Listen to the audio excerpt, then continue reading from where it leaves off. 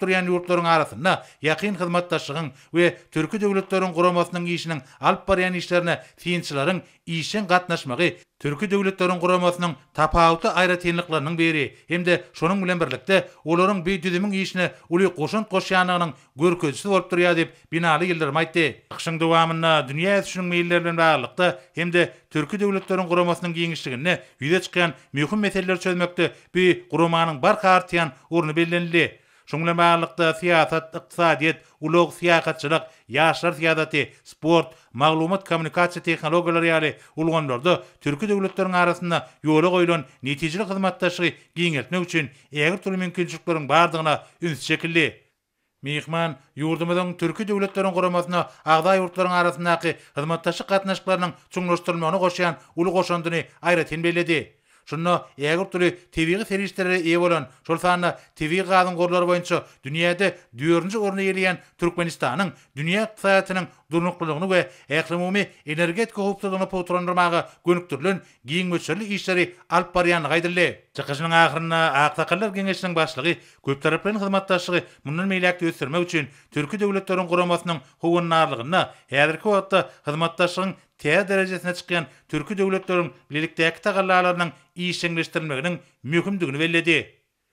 Kahraman arkadagymyz binaly ýyllarymyza many mazmuny çykyş üçin minnetdarlyk bildirip, türki döwletleriň guramasynyň baş sekretary Kubançbek Ömeraliýew söz berdi. Türki döwletleriň guramasynyň ýol başçysy duşuga gatnaşmaga çakylyk hemde bildirilen mehmançylyk üçin türkmen halkynyň milli liderine tüýsürekden hoşalygyny beýan etdi. Ol şuun äkli musulmanlar üçin mukaddes aýyň ilkinji günüdigini belläp, wekiliýetleriň ýol başlaryny orada aýynyň ýetip gelmegini gutlady. Şeýlegem türki döwletleriň guramasynyň awraýly guramalar ilkinji nowatda Birleşen Milletler Guramasy we onuň degişli düzümleri Ýewropa Birleşigi, Ýewropa Dowlatçylyk hyzmatdaşlyk guramasy, Islam hyzmatdaşlyk guramasy, ykdysady hyzmatdaşlyk guramasy, Günorta Günnäger Aziýa döwletleriniň assosiasiýasy bilen hyzmatdaşlygyň netijeli häzeti eýdigi hemde dünýä ýurtlarynyň awadançylygy üçin büýük hyzmatdaşlygy dowam etmegiň zerurdygy bellenildi.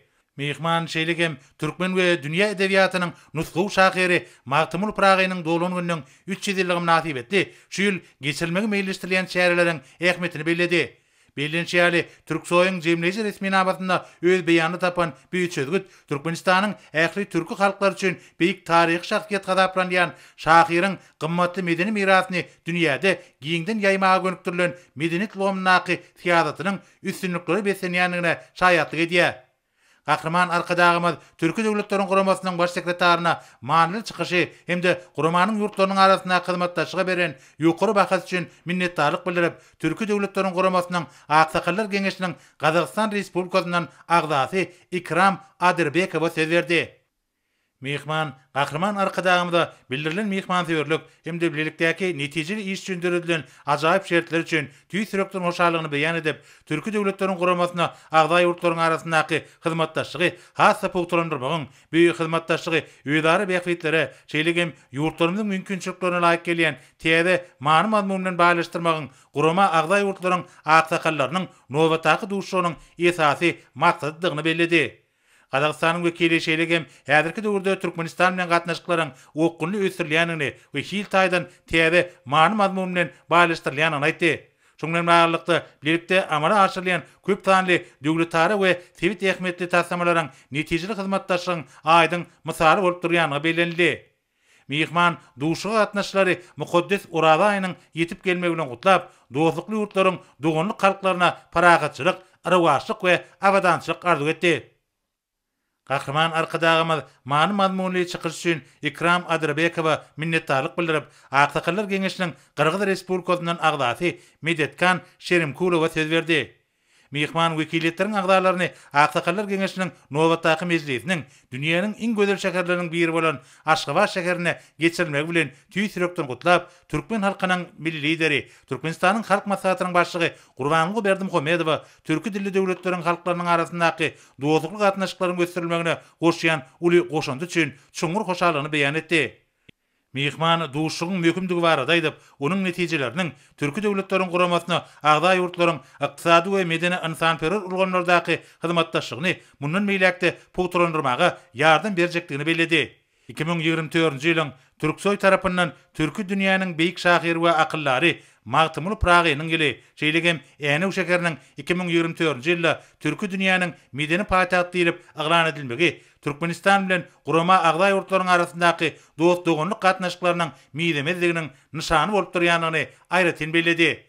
Pursatdan peýdalanyp Kyrgyzstanyň wekili Türkmen halkynyň milli lideri, Türkmenistanyň hormatly il ýaşulsy Gurbanly Berdimuhammedow hemde hormatly prezidentimiz Geňeşiň 11-nji mejlisine gatnaşmaga çakylyk we bildirilen mehmançylyk üçin hoşallygyny beýan edip, il ýurt tähwitli işlerine, şeýlegem iki taraplaryň gatnaşyklaryny meýlekde ösdürmekde üstünlikler arzu etdi. Kahraman arkadaşymyz çoňur manly çykyş üçin Medetkan Şerimkulowa minnetdarlyk bildirip, Aksakallar Geňeşiniň Özbekistan Respublikasynyň agdasy Sodykjan Turdiýewa söz berdi.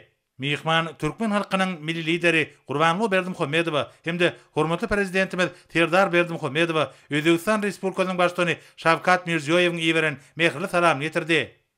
Onun belleşýäli Magtymyl Pragyýaly beýik şahsiýetleriň watany bolan mukaddes toprakda doganlyk Türkmenistanyna Oraz aýynyň ilkinji günlerine türki döwletleriň guramasyna agday ýurtlaryň aksakallarnyň nowatdaky mejlisiniň geçirilmegi gowunlyjydyr.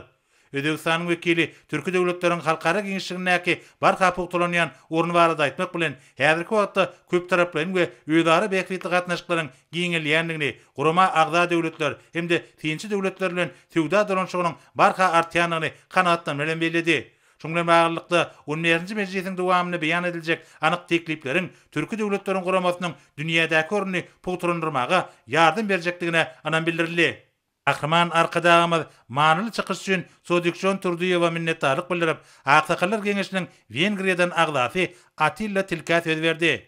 Mehman Türkmenistanyň paýtagty Aşgabatda geçirilýän Aksakallar Geňeşiniň nowatdaky mejlisine gatnaşmagyň özü üçin uly hormatlygyny belledi. Ol dostluk gatnaşyklaryna we öýdary hoşmeýli erke esaslanýan hyzmatdaşlygyň ýygyderli puturandyrylýanyny aýdyp, Türkmenistanyň prezidentiniň we türkmen halkynyň milli lideriniň Budapeşte saparlarynyň, şeýlegem Wengriýanyň hökümetiniň başçylygynyň Türkmenistana saparynyň döwletara gatnaşyklarynyň taryhyna mühim wakalar bolanyny aýratyn bellädi. Mehmanyň belleşýäli şu ýyl beýik türkmen şahyry Magtymyl Pragynyň dolan gününiň 300 ýyllygynyň halkara derejesine bayram edilmegi bilen besenýär. Bu bolsa öz eserlerine paragatçylyk, dostluk we ýagşylyk taglimlaryny wasp eden türkmen we dünýä edebiýatynyň beýik nusuk şahyryna goýulan uly hormatyň nyşanydyr. Kahraman arkadaşymyz Atilla Tilka çoňur manly çykyş üçin minnetdarlyk bildirip, Aksakallar Geňeşiniň agdalaryny güzlenip şeýle diýdi. Hormatly Aksakallar Geňeşiniň agdalary. Bizne şu gün Türkiýe döwletler guramasynyň Aksakallar Geňeşiniň kiçi düdümdäki duşunyň gün tertibindäki soraglar ağır alyp maslahat. Yani eğer de karşı bolmaz, onu benim öz gezegimde käwreme tekliflerimi sizin garamanıza hödürlemek isteýär. Yani birinji, halklaryň arasynda doganlygy berkitmekde, agdaýyligi, jewisligi poktorlanmakda, ýaşly, netil ökmenli edip, ekramly, zähmet tüýür ýaşlary terbiýelep ýetişdirmekde bitiren hyzmatlaryny gözüňde tutup, Türki döwletler guramasynyň aksakallar Geňeşiniň hormatly aksakal diýen anyny we onuň hem nyşany öndüretmegi teklip edýär. Ikinji, Türki döwletler guramasynyň aksakal Geňeşiniň alyp barýan işini dünýä jemgyýetçiligine giňden wagt etmek maksady bilen Türki döwletler guramasynyň aksakallar Geňeşiniň redaksiýasyny öğretmeme. Yani bu için gelecekte yürüyüşü, gazeti ya da jurnali neşr etmeli ve onun hem internet sayfalarını açmayı maksadına layık. Hasapta. Üçüncü, Türkiye geçirecek Türkiye devletlerinin kuramasının aksakalları Geňeşiniň olmayan cem'e meclisin neticeleri boyunca beýanatın taslamasy taýýarlandy. Şol beýanaty garamagy hem hödürläp kabul etmegi teklip edildi. Bu beýanat biziň gatnaşyklaryň has täze derejä çykmagyny, halklaryň hem beýikligine beýik kemişler amala asyrmagy hem baglygy berer. O muqtada Türkiye devletler kurumunyň aksakları Geňeşiň kiçi düzümdäki duguşuny geçirip gutarýar. Mümkinçilikli peýdalan mentiň ähliýine berip jan saglygyny maşala wadançylygy asly işlerimde täze üstünlükleri alýar. Sağ Türkiýe Döwletleriň Guramasynyň Aksakallar Geňeşiniň kiçi düzümdäki duguşugy tamamlanandan soňra Gahrman arkadagymyz Türkmenistanyň müftisi Aşgabat şäheriniň we Ahal vilayetiniň imamlary bilen duguş geçirdi. Gahrman arkadagymyň belleşýäli urada aýyna agyz beklenýär. Milli dep desurlary laýyklykda şäherlerde hemde owalarda agdaçar sadakalary berilýär. Tarawa namazy qolýar. Halkymyzyň sagdyn we bagtyar durmuşy, ýurdumyzyň awadançylygy, halkymyzyň dostlugynyňy barada duga dilekler edilýär. Bellenşýäli häzirki döwürde jemgyýetiň ruhy sagdynlygyny we ahlak taýdan kämilligini üpçün etmek, taryhy medeni mirasa sarpa goýmak, ata-babalarymyzyň hemde tutuş adamdadyň nesilden nesle geçirilip gelýän däplerini artdyrmak, gyzyklanma bildirýän taraplaryň äglisi, şol sanyna türki döwletleri bilen dostluk gatnaşyklary pogturandyrmak, Gahrman arkadagymyň saýasynda we arkadagyly Gahrman serdarymyň başçylygyna amala aşylýan syýasatyň üzeni düzýär. Bellenşýäli şu mukaddes urada aýynyň gadyr gecesinde ýurdumyzyň ähli vilayetlerinde täze mesçitleriň jemaata gapylarynyň giňden açylmagynyň bir asly ýörelgeleriň münasip dugamata atarlýanynyň nobatdaky suwutnamasydyr. Gahrman arkadagymyz şu ýyl günnägörüň beýik filosofy we nusxy türkmen edebiýatynyň akyllar şahyry Magtymul Pragynyň doglan günüň 3 ýyllygynyň dawraly we giňden bellenýändigini, bu wagtda çäreleriň dünýäniň dürli ýurtlaryna da geçirilýänini belledi. Hemde akyllaryň döreden eserlerindäki ügüt ünnügleriň ýaşlar terbiýelemekde uly ähmetlidigini, munyň bolsa jemgyýetimiziň geljekde sagdyn ruhly, bilint ahlakly ösüşini üpçün etmekde möhümdigini aýtdy. Soňra Gahrman arkadagymyzyň Türki Döwletleriň Guramasynyň Aksakallar Geňeşiniň mejlisine gatnaşmak üçin Aşgabatda gelen wekiliyet ýolbaşçylarynyň hemde mehmanlaryň gatnaşmagyna agdaçar sadakat berildi. Gahrman arkadagymyz sadaka gatnaşçylar geldenip, şu gün mukaddes Ramazan aýynyň ilkinji gününde agdaçar sadakatyna jemlenlendigini, paýtagtymyz Aşgabatda Türki Döwletleriň Guramasynyň Aksakallar Geňeşiniň işine başlandygyny, şoňa görä bugünkü agdaçar sadakatyna biziň doganlyk ýurtlarymyzyň wekilleriniň, Türki Döwletleriň ýaşullarynyň hem gatnaşýanyny aýtdy. Gahrman arkadagymyz pursatdan peýdarlanyp, hormatly mehmanlara şu günkü agdaçar sadakatyna gatnaşýanlyklar üçin minnetdarlyk bildirdi. Hemde ertir Türki Döwletleriň Guramasynyň Aksakallar Geňeşiniň 15-nji mejlisiniň ýeňişden düzümdäki duguşugynyň geçirijekdigini aýtdy. Gahrman arkadagymyz mejlisiň dowamyny Türki döwletleriň arasynda gatnaşyklary mundan meýläkde ösdürmek we berkitmek bilen bagly meseleleriň ara alınıp maslahatlaşyljakdygyny, hemde bu wagtda garaýşlaryň, pikirleriň beýan ediljekdigini belledi. Hacı arkadagymyz sözüni dowam edip, mukaddes urada aýyna agdaçar sadakasy bermegiň paýgasy pederlerimizden miras galan ýaşy desurlaryň biri bolup durýanyny aýtdy. Hemde goý mübarek urada aýyna agyz beklep tutýan uradalaryňyz we ýaşy doga dilegleriniz beýik bir waryň dergäkinde kabul bolsun diýip dileg etdi. Soňra Türkmenistanyň müftisi teberek çykyp, Türki döwletleriň şol sanyna türkmen topragyna paragatçylyk we atudalyk bolmagyny, halklaryň agzybirligini, ýurtlaryň awadançylygyny, berilýän sadakalaryň kabul bolmagyny beýik bir wardan dileg etdi. Ey Allah, berkarar döwletiň täze ýam galkys döwrüniň Fehim Bayhat Ummani Magtymul Pragylynyň aýlaryň sultan mukaddes Ramazan aýynyň bu ilkinji gününde gözel Aşgabat şäherimizde Türkiýe halklaryň Olkan atamydan göz başyna gaýdan aksakallary hormat edip Türkiýe Döwletleri Guramasynyň Aksakallar Geňeşiniň 15-nji maksadyny geçirmek münasibetli bu berilen agdaçar sadakatyndan okulan aýetler dualaryň hasyl bolan saatlar başladyk. Hazrat Muhammed Mustafa sallallahu aleyhi ve sellem ashabı İlmi ýurdumyz, watanymyz üçin şirin jana pida eden şehitlerdir gerçeklerin, älerin, pirlerin, ulemalaryň, ähli Muhammed ümmatynyň. Her o Türkmen mukaddes ozondan umidýar bolanlaryň, hususan hormatly arkadagymyň kyblaty, ata watan merdany hemde upaly ogly, ýetilal ýaşymyz Berdimuhammed oly, Melhul amyň, hemde hormatly arkadagymyň käbeti, özüniň ömrüni ýyl gününe, Mährwan ozonyna nesil terbiýetine başlan orad natqy ogl awat enimiziň ruhlaryna baş eledik. Goý olaryň ýatan erler ýaty, jaýlary cennet, ruhlary şat bolup, imanlary hem rawurtyn. Ey Allah'ım, bilet mertebeli hormatly arkadamyzyň İtilar ahtakal yaşlarımızın hem de dünyanın dürü devletlerinden bugünkü gelen yukarı derece mihmanların katlaşmaklarında ahtakalların genişliğinde gelinecek neticeli ehli halkların belki ne olup şular yani devletli tutumların devam alıp koy hemisi eğilmez atıdı yurdun parahat bolup yıllarımız bereketli tasaklarımız ırtal henne devletleyle Rabbi yessir ve la tuassir Rabbi temmil hayr ve kur Rabbi enzilni munzala mübarek ve ente hayr munzilin amin ya Rabbul alemin. Sonra Ağdaçar tadaqatına qatnaşçılara nahar çekildi. Asırların duvamına kemale gelen insanperverlik yörelgeleri Türkmen halkı üçün büyük maksatlara tarap anamlı öňe gitmekde, midemez irk islegen ve güç kuwatın çeşmesi olup kılmadı diye.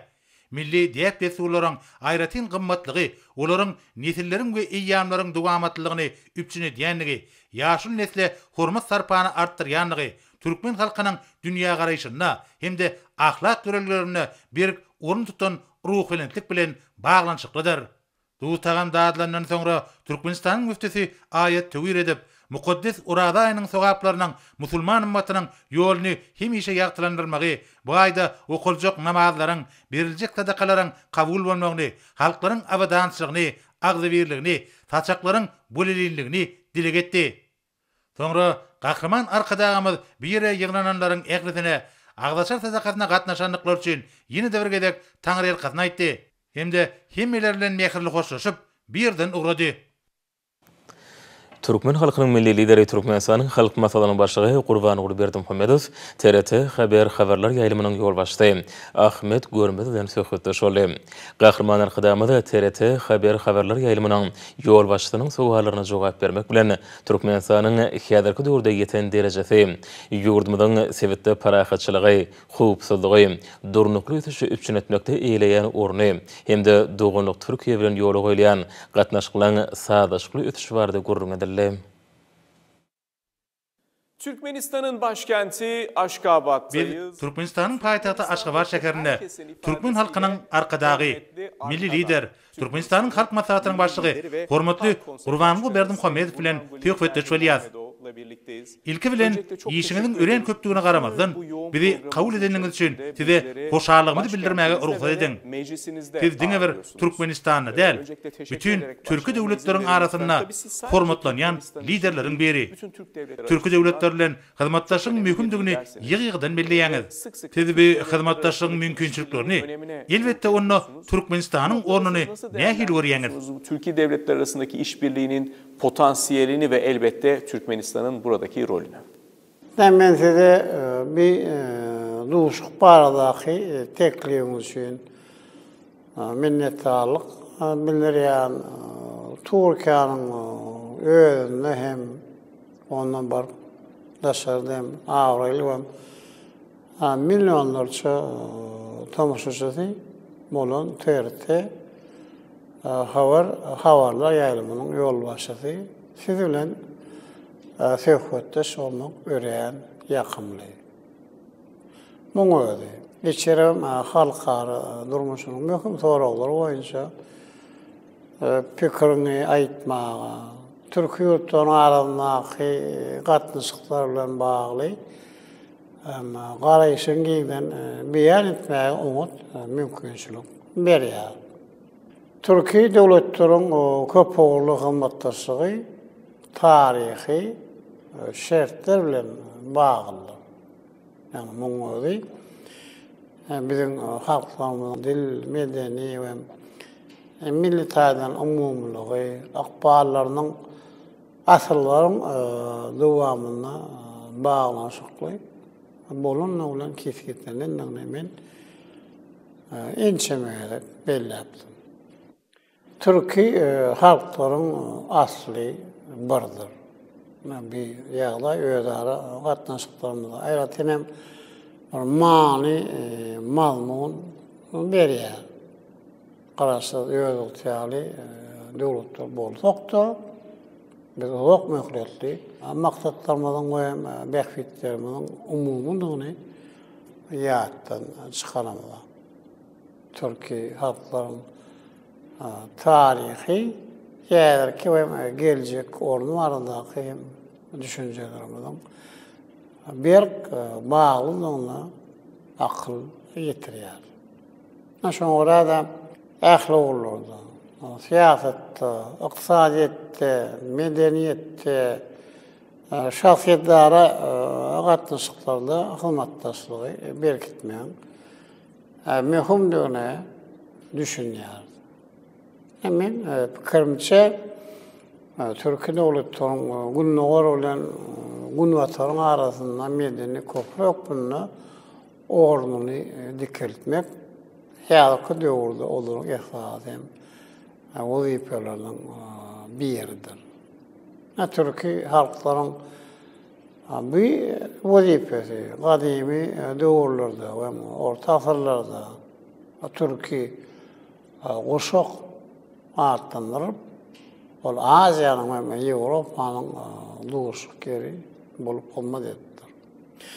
Bu iklimlaryň, iqtisadiýetynyň, medeniýetiniň hemde ilminiň ösmeňine oňoýly täsir edipdir. Şeýlem olaryň beýleki halklar üçin açyk bolmagyna, sagyrlygyna, hoşnetligine we öýdara düşünmeýän ýardam edipdir. Türkmenistan üçin Türkiýe döwletleri bilen doganlyk we öýdara bähfetli gatnaşyklary ösürmek ören hem mühim geljek bolan orlaryň biri bolup durýar. Biziň ýurdumyz Türkiýe döwletleriniň gulanmasynda fiilçen bolmak bilen onuň işini adam ýakyndan gatnaşýar. Hususan bir guramanyň aksakalar geňişinde agza bolmagy möhümdir. Şeýle biz guramanyň düzümleri bilen işlemäge de taýýardyr. Häzirki döwürde Türkmen tarapy Türkiýe Sowda Senagat edaralarynyň birleşigine girmek üçin arda berdi. Türkiýe döwletleriň parlament assambleýasyna we Türkiýe akademiýasyna girmek soruň hem öwrenýär. Şeýlelikde Türkmenistan hem Türkiýe döwletleriň hyzmatdaşlygynyň esasy ugurlaryna hem özüniň gatnaşmagyny iýdigizlerligim anlamly esirýär. Türk devletleri arasındaki Türkü döwletleriň guramasynyň işi barada aýtmak bilen siziň onuň halkara ugurlarynyň häzirki ulgamynaky ornuny nähili görýäniňiz barada soramak isleýär. nasıl görüyorsunuz, bunu da merak ediyorum açıkçası. Men onu bir bitewi iki maksada olan gurama agaplaýar. Bir tarapdan Türkiýe utaň arasynda dost hem doganyň gatnaşyklaryny ýakyndan we özara bähfetli ykdysady we medeni hyzmatdaşlygy berkitmegi maksat edilýän gurama. Beýleki bir tarapdan bolsa geljek bir uly bolan we maktawaly ýeri halkara hyzmatdaşy hökmünde görýär. Men hem belleşim ýaly bir bitew iki maksat bolup durýar. Türkiýe döwletleriň guramasy dünýäde bir döwletleriň bähfetden öňe sürmek bilen içerkem Türkiýe hyzmatdaşlygynyň berkitilmegine kömek berýär. Biziň ýurtlarymyzyň ykdysadyň ösmegine bätäş we ukyplygyny hem ýokallandyrmaga ýardam edýär. Häzirki döwürde biziň öňümizde ören uly hem uzak möhletli wazifeler durýar. Dünýäniň geooktasady ýagdaýynyň çaltym üýtgemelerine özüniň dogry derejede gatnaşmagyny öpkün etmek, mümkinçiliklerimizi hem ornumuzy berkitmek üçin ulanmak. Häzirki zaman innovasiýa sany şertlerde öň hem hatarda bolmak ýaklamumy ýaşyl gün tertibine işçen hem goşulmak wazifeler durýar. dörejlikli siyasi maksatlarda parahatçılığı, hopsuzluğu ve durlukluluğu saklamakta, den hukukluk ve özara hormat koymak hem kadrlarını korumakta. Halkara hukukunun ve Birleşmiş Milletler Kurulumunun tertipnamanın ikrar edilen kadrlarına eğilmekte. Öz avrayımızı, tesirimizi, tecrübemizi ulanmak hem zerurdur. Dünyada Türkiye medeniyetini, bizim halklarımızın ören bir bay medeni tarihi ve insanperver mirasını, Türkiye edebiyatçılarının, sağlamlarlarının, suratkeşlerinin, kinematografiyaçılarının üstünlüklerini giyilen yaymak ileri tutulayan oğuldur, boruptur ya. Şunun bağlıkta büyük Türkmen akıllar şahiri Maktumul Pırağı'nın doğulan günün 300 yıllık şanlı bayramının belirlenmek hem acayip mümkünçülükleri dörediyor. Türkmen halkının büyük oğlu. Hem şol bir vaxtada Türkiye hem dünyasının vekilidir. Ol öz eserlerine Türkiye halkların kadimden gelen kımmatlıklarını ve ayratinliklerini, yani vatançılığını, maşkara ve pahalığını, deyip desulur hormat koyuşunu, harbi edirmenliğini, açaşanlığını vasf ediptir. Hem bir şan, hem Türkiye yurtlarda giyden hem belirlenenliğine bir yukarı baha veriyor. Golluğu için hükümetleri, Türkiye medeniyetin halkara kurulmasının Türk soğuyun 2024 yılı Maktumunu Pırağı yılı deyip olan etmek baradaki kararı için minnettarlık bildiriyor. Umuman Türk çayaklarına amalaşılan maksatnamaların ve taslamaların gerimini giyinilmek. Hem şolarla halkara giyinişlerine, hatam işten çıkmak maksada layık bolur deyip harta ediyor.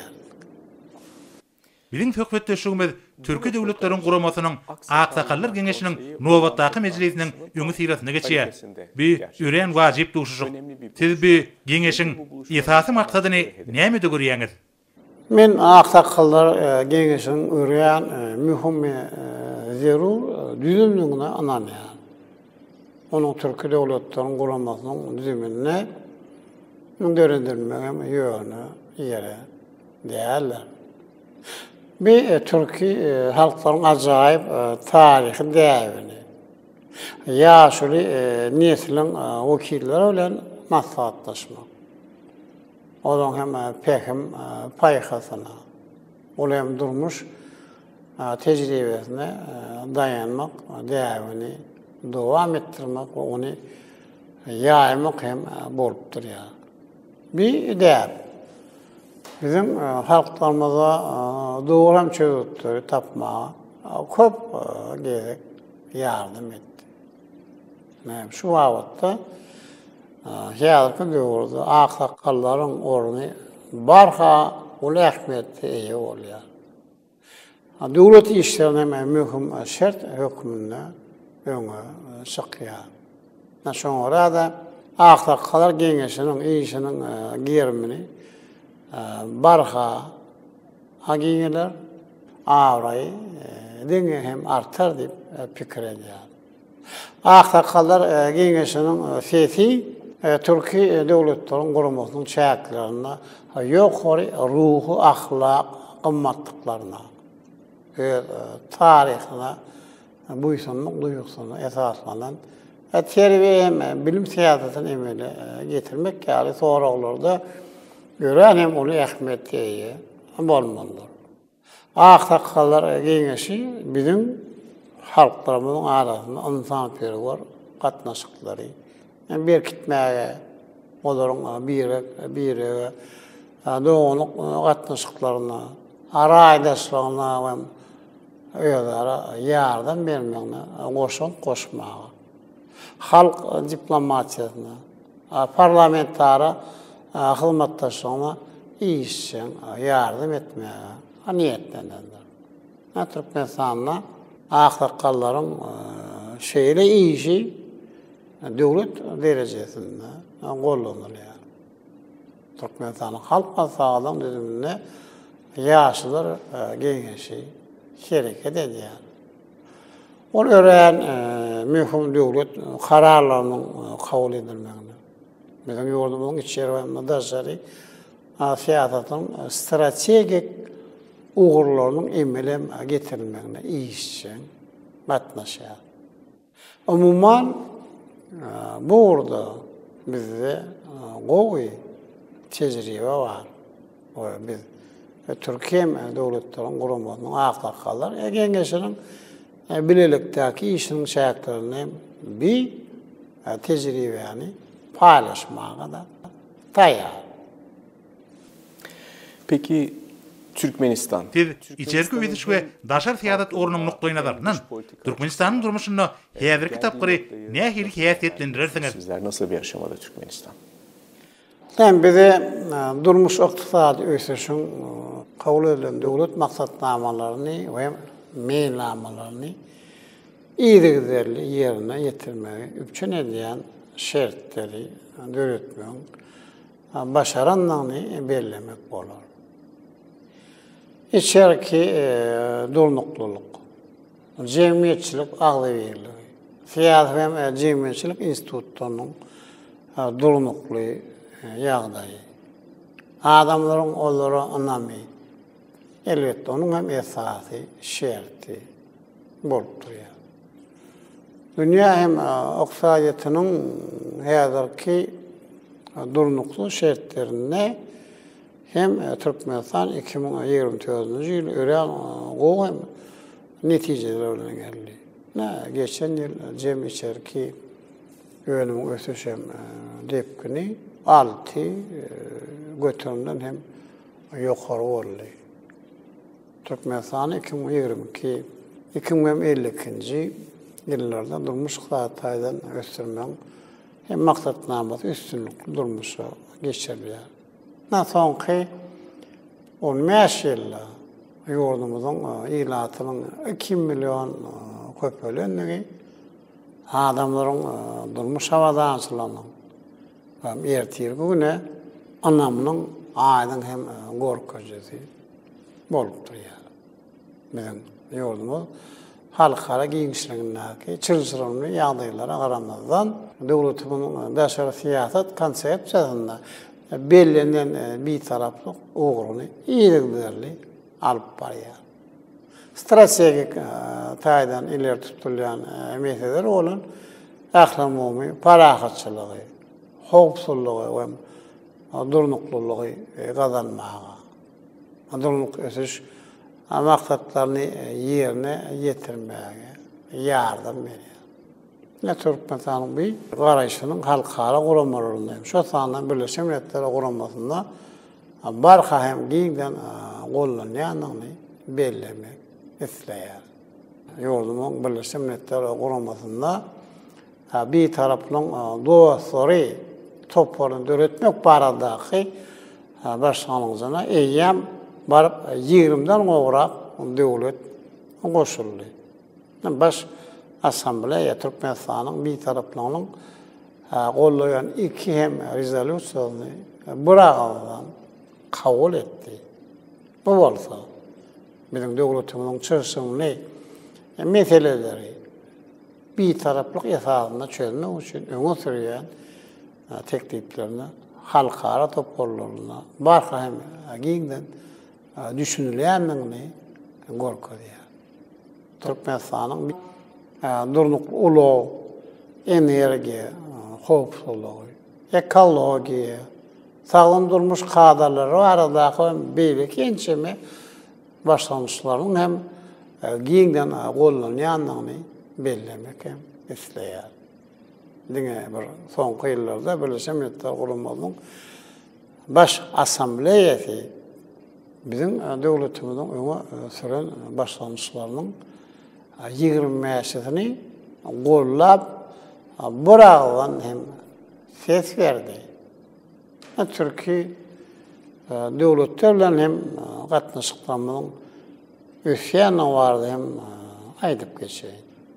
Yani bir gatnaşyklar hakyky, doganlygyň, hoşnetli, goňşuçylygyň, özara hormatyň we birek behwetli hyzmatdaşlygyň mafaly bolup durýar.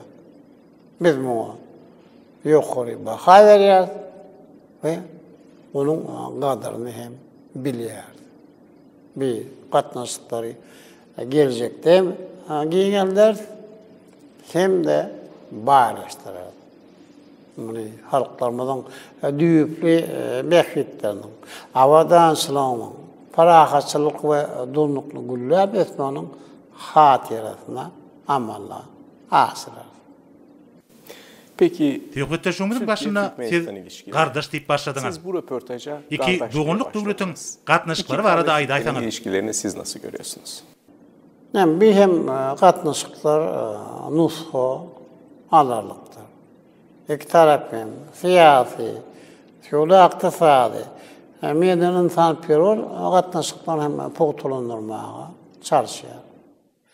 Men iki taraplayın gatnaşyklary ösdürmäge düýüplem üns berýän, aslan bir baradaym alanda edýän, ährim ogullar oňça hyzmatdaşy hem giňertmäge ören, ul hem şahsy goşýan üçin kadrly doganym.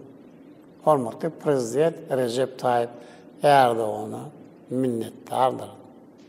Türkmenistanyň prezidentiniň ýaňy ýakyn oňa Türkmenistanyň hormatly ýyl ýaşursy diýen ady dakmagy prezident Recep Tayyip Erdoğan'yň hyzmatlarynyň ikrar edilmegi boldy. Türkmenistan bilen Türkiýe daşary siýasatda işçi we netijeli hyzmatdaşyk edýärler. Halkara düzümlerini biri-birini gollaýarlar. Bizim ýurtymyz ählimin parahatçylyk we howpsuzlyk siýasatynyň önemli tarapdarlardyr. Näşeýle siýasaty ýöredip, sevip hem işler netijeli ötürmäge olam goşun goşýarlar. Häzirki döwlet Türk hyzmatdaşlygy günwatar ogry goýja durmukly energetika we ulug hem ýollaryny döretmäge. Ýewraziýada täze netijeli logistika hyzmatdaşlygyny hem emele getirmäge möhüm şerti bolup durýar. İki tarapdan ykdysady hem sowda gatnaşyklary depkinli ösýär. Özara harit dolanşyň meşhuryna geçen 2023-nji ýylda 2,5 milyard Amerikan hem dollaryny goloý boldy. Türk kompaniýalary ýurdumyzyň guruluşy, energetika, ulug we fenaat produktlaryny öňden bäri hem netijeli işläp gelýärler. Meýdan tanpyrlar hem hyzmatdaşlyk işçiň ösdürýär. Medeniyet ve sunat vekilleri Türkmenistan hem Türkiye'de geçirilen durulem şäherleri işçiň gatnaşýarlar. Ýurdumyzda 2023-nji ýylyň noýabrynda Türkiýanyň medeniyet günleri üstünlikli geçirildi. Ýöne näme bir sanlar bilen beýan edip bolmaýan hem düşünjeler bar. Amma özi doňuny gatnaşyklary ösdürýän hem halklarymyzy birleşdirýän hem birek berýän akbana daxilli bolmak hem duýgusydyr. Bu bolsa bilelikdäki üstünliklerimiň hem esasydyr. Türkmenistan bilen Türkiýanyň häzirki döwürde ýoly goýýan we geljekde ýoly goýjak gatnaşyklaryň hem berk binyadydyr. Ne forsatdan peýdalanıp men doğunyň türk halkyna parahatçylyk, awadaçylyk we gullap ösmek baradaky iň hem mehirli arzularmy ýollar. Türkmen halkynyň milli lideri, Türkmenistanyň halk maslahatynyň başlygy Gahraman Arkadağ wagt kabul edeniňiz hemde suwarlarymyza tüý sürekden jogap bereniňiz üçin size köp sag bolsun aýdýas. Men hem gezegimde şoň alyp baran döwrejlik hem işlerimde bundan beýle hem ol üstünlükleri arzu edýär. Sag ol. Çok teşekkürler. Gahraman Arkadağymyz bilen bolan söhbetleşikden soňra TRT habarlar ýaýlamynyň ýol başçysy Ahmet Görmez habarçylygymyza şeýle gurrun berdi. Ben Ahmet Görmez, Türkiye'den geliyorum. Men TRT habarlar ýaýlamynyň ýol başçysy Ahmet Görmez. Ata watanymyz Türkmenistanyň türkmen halkynyň milli lideri, Türkmenistanyň halk maslahatynyň başlygy Gahraman Arkadağymyz bilen ýokary derejede söhbetleşigimiz geçerli. Söhbetleşikde men özümi gyzyklandyrýan bir näçe sowallary berdim. Gahraman Arkadağymyz beren sowallarymy öz paýhaty hemde öňden görüjüligi bilen jogap berdi. Bir näçe maglumatlaryň üstü bilen giňişleýin beren gurrunlary menne uly gyzyklanma döretdi. Söhbetleşligi TRT habarlar ýaýlamyny ýaýlama goýberilmegi biziň üçin çäksiz buýsanç. Bu bütün dünýäde uly seslenme döredir. Türkmenistan bilen Türkiýanyň arasyndaky dostlukly gatnaşyklaryň hasam berkeýänligi barada da bellenilip geçildi. Ählimiziň şahyrymyz hataplanýan Magtumgoly Pragynyň ady türki medeniýetiniň halkara guramasyny şu ýylyň adyny göterýär. Türkmen halky Magtumgoly Pragynyň 300 ýyllyk toýuny bellemäge taýýarlyk görýär. Bu toýa uly sabyrsyzlyk bilen garaşylýar. Beýik akyllar şahyr hakynda Gahraman Arkadağymyz aýratyn durup geçdi. Umuman bugünkü Gahraman Arkadağymyz bilen bolan söhbetleşigimiziň türki döwletleriň ahsakallar geňeşiniň öň ýanynda geçirilmegi taryhy ähmiýete eýedir. Ata watanymyz Türkmenistanyny mihmansöýerlik bilen garşylandyklary hemde Gahraman Arkadağymyz bilen söhbetleşigimiziň ýokary derejede gurulanyny üçin özümi bagtly saýan. Pursatdan peýdalanyp Türkmen halkynyň milli lideri, Türkmenistanyň halk maslahatynyň başlygy Gahraman Arkadağymyza hormatly prezident Serdar Berdimuhammedow berk jan saglygyny alyp barýan işlerine uly üstünlükleri arzu edýän. Sag bolun. Misafirperverliklerinden ötürü, gösterdikleri sevgiden, saygıdan ötürü bir kez de burada teşekkür etmek isterim. Şeýlede TRT habarlar teleýaýlamynyň ýol başçysy Ahmet Görmez iş saparynyň çäklerine paýtatymyzdaky bir näçe medeni ojaklary we iri sport düzümlerini aýlanyp gördü. Oň tanşylygy Türkmenistanyň Milli Medeniýet Merkeziniň döwlet muzeýinden başlandy. Bu ýerde mehman muzeýiň aýratynlyklary bilen tanışdyryldy hemde oňa Türkmenistanyň taryhynyň döre döwürlerine degişli gymmatly tapynylar barada gurrun berildi. Türkiýanyň iri habar berişleri istetiniň ýol başçysy paýtatymyzdaky Türkmen halatynyň milli muzeýine de baryp gördü hemde muzeý gymmatlyklarymy bilen tanışdy. Bu medeni ojak häzirki wagtda diňe bir paýtatyň ýaşaýjylarynyň däl eýsem Aşgabatyň gözelligine aşyk bolup dünýäň çar kunjegünden onuň ajaýyp kesbini synlamagy gelýän Jahan Keşdeleňem iň bir gelim gedimli ýerine urly.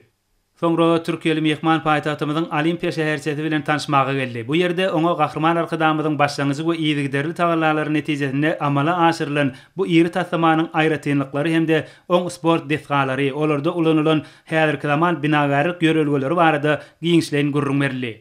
Ma'lum bolýarly Olimpiýa şäherçesi Halkara Olimpiýa Komitetiniň talaplaryna laýyklykda enjamlaşdyrylyp, oň çäklerine 40 goloy sport desgalary şolsany sportyň dürli görnüşleri boýunça desgalaryň 16-syny özüne jemleýär. Soňra mehman tanşylygy Arkadağ şäherine dowam etdi. Gahraman Arkadağymyzyň ýeti zehininiň ajaýyp eseri bolan ýurdumyzyň iň döwrewap şäheriniň Akan binasy mehmanyň aýratyn ünsüni çekdi. Türkiýeli telejurnalistiň inniki tanşylygy Arkadağ şäheriniň Görogly adynaky döwlet açylyk sirki boldy.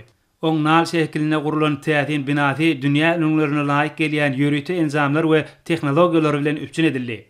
Mehmana Gahraman Arkadağymyzyň başlangyçlary we tagalary bilen ýola goýulan işleriň berkarar döwletiň täze eýamynyň galkynçy döwründe Arkadaly Gahraman serdarymyzyň üstünlükli dowam etmegi netijesinde halkymyzyň baý medeni mirasyny şol sanyny atçylyk sunaty bilen bagly gadymy däp desturlary dikeltmekde, ahal teke bedewleriniň şöhratyny artdyrmakda giňerimli çäreleriň durmuşa geçirilýänligi.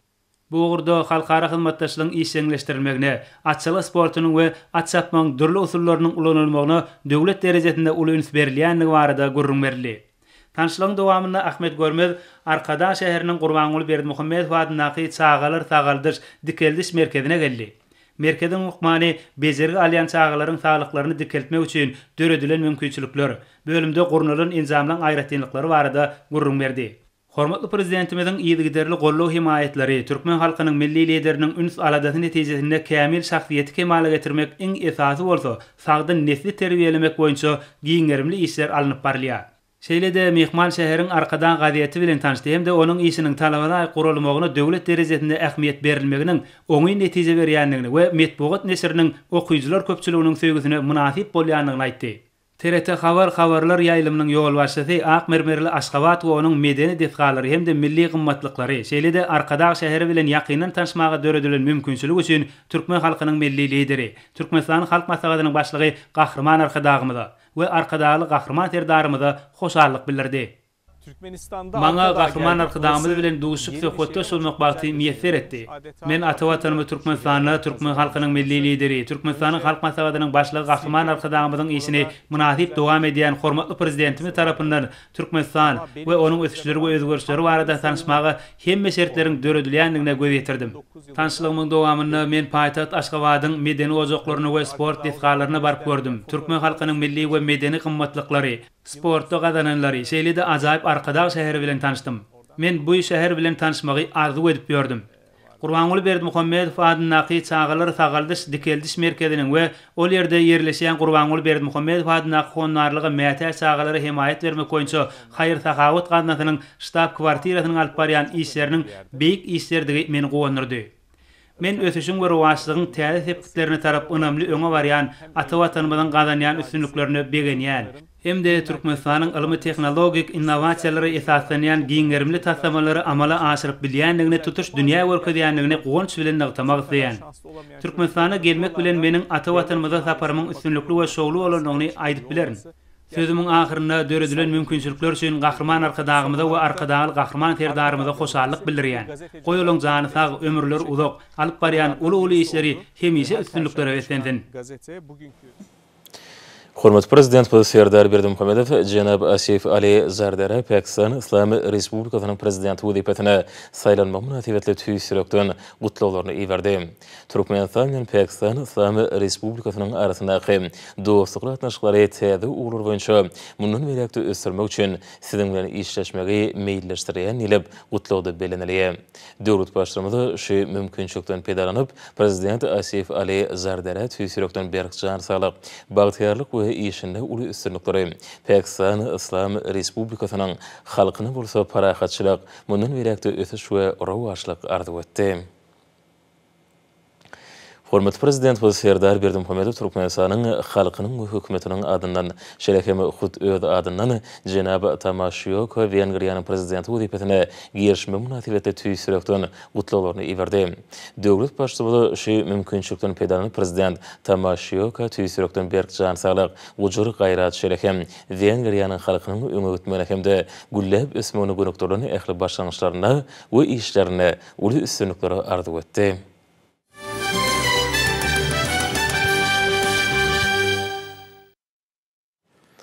Ýurdumyzyň türgenleriniň halkara ýarşyna şowra çykyş etmekleri ýokary netijeler üçin bu ýagdaý türkmen sportynyň awraýyny artdyrýar. Türkmen türgenleri Dubai şäherine tamamlanan para powerlifting boýunça Dubai 2024 Dünýä Kubogy atly halkara ýarşyna üstünlikli çykyş etdiler. Daşawd welaýatynyň Roja Metyakobowa 41 kilogram agrymda çykyş edip, umumlykda 210 kilogram göterip, ikinji orna we kümüş medala eýe boldy. Balkan welaýatynyň Bayramberli Saparov 80 kilogram agrymda çykyş edip, 45-den uly türgenleriň arasynda geçirilen ýürüýte ýarışda şahsy we umumlykda jemi 510 kilogram göterip, birinji orny we altyn medalyň ikisini eýledi. Şeýlede ol Dubai 2024 Dünýä Kubogy atly halkara ýarşyň umumy jemi boýunça 3-nji orny we 1-nji medala eýe boldy. Balkan welaýatynyň Muhammed Hojaýew 49 kilogram agrymda çykyş edip, umumlykda 115 kilogram göterip, ikinji orny we kümüş medaly eýledi. Türgenimiz Işquwat Şaryf 95,5 kilogram agrymda çykyş edip, jemi 495 kilogram göterip, 3-nji orny we 1-nji medaly eýe boldy.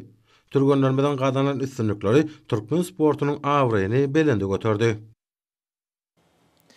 Hormat almaryň bolsa ýurdumyň aýtarna we paýtaht Naşabatda 11-nji martda saat 20-den 12-nji martda saat 20-çe boljak howa barada Türkmenistanyň Gidrometeorologiýa baradaky gullugynyň berýän habar bilen tanış boluň.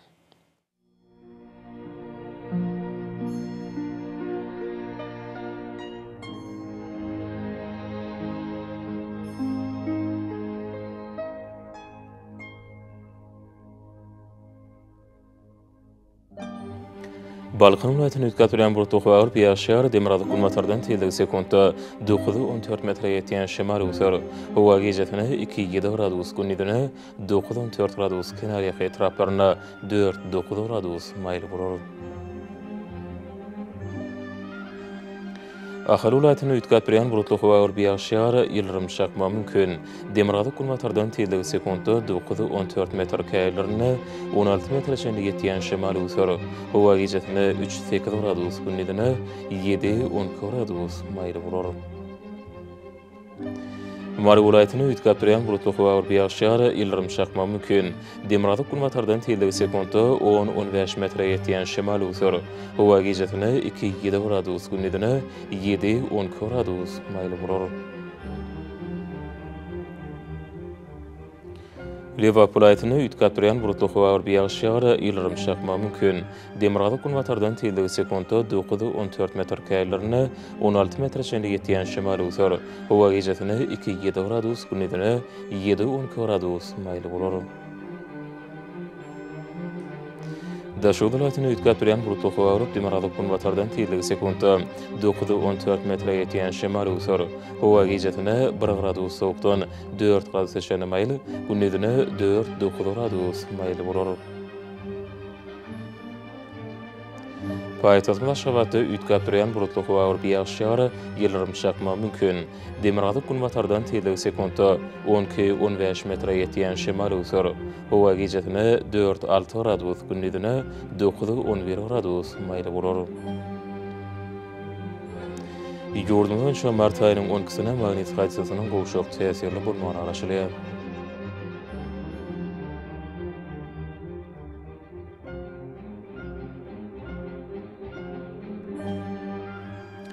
Edil vatandaşlar ýazpasyny howanyň derejesiniň ütkät durýan hany nazara alyp pasalyň aýratynlyklaryna laýyklykda geýinmegi, şeýle hem şahsy we jemgyýetçilik arasaçylyk tertipsizliklerini berjaý etmeginde maslahat berýär. Mehriban ileşler bulary berjaý etseňiz de ýylyň islenip pasynda öz saglygyňyzy gorap bilersiňiz.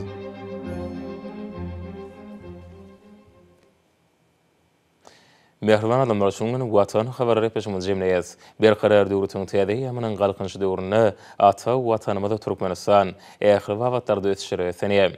Ähli ötüşleň özenine bolsa halkyň behfidi bar. Çünki biziň ýurdumyzda döwlet adam şindir. Hoşda bolun edidileşär.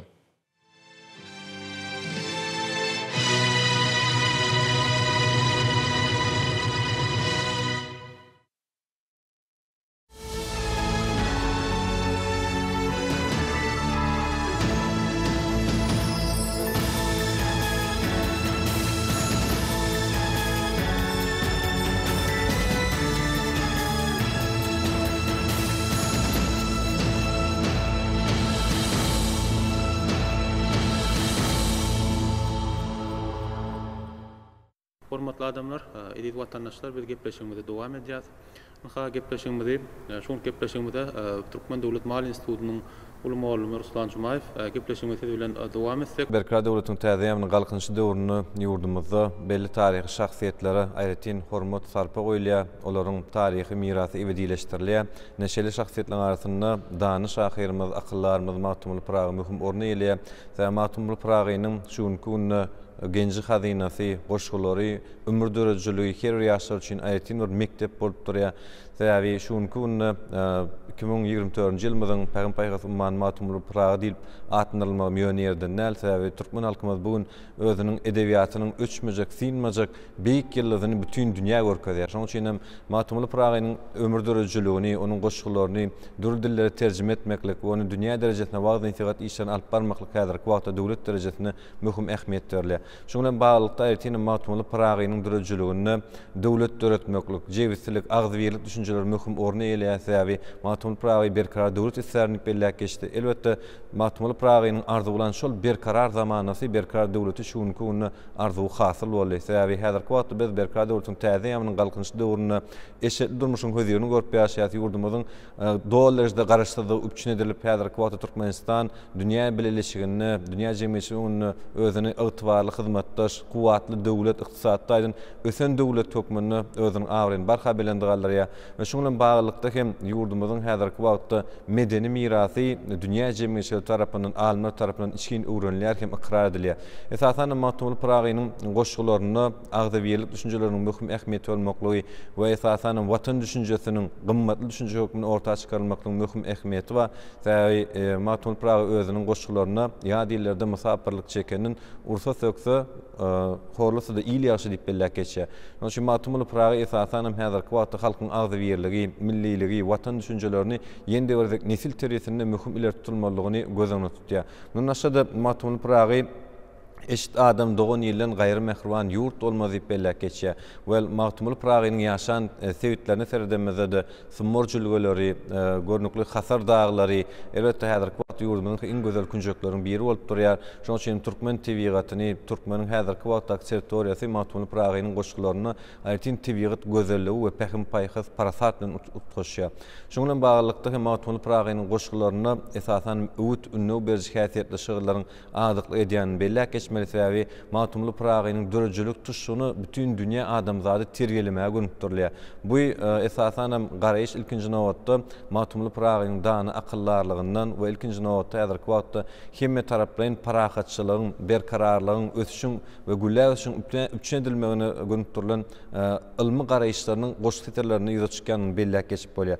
Şunu esasan Matmuly Pragynyň esasan goşgularynyň içinde şoň bilen baglanyşykly ýaşary watan söýjüligi, öwütini çagyrýan titrleriň bolmaklygy aýtyn bilinmäge münasipdir we ilkinji nowatda ýaşary watan söýjüligi çagyrmakda Matmuly Pragy esasan ilmi dünýä girmekligi talap edýär. Şoň bilen baglanyşykly esasan Matmuly Pragy alimlere uýsaň açılar gözün, jahillere uysan kördek bolursa nipelek geçe. Matmuly Pragynyň ömrüni göremizde de Matmuly Pragy özü İdrisa medresesine, Göwüllaş medresesine, Şeremşir Gazi medreselerine bilim alýar.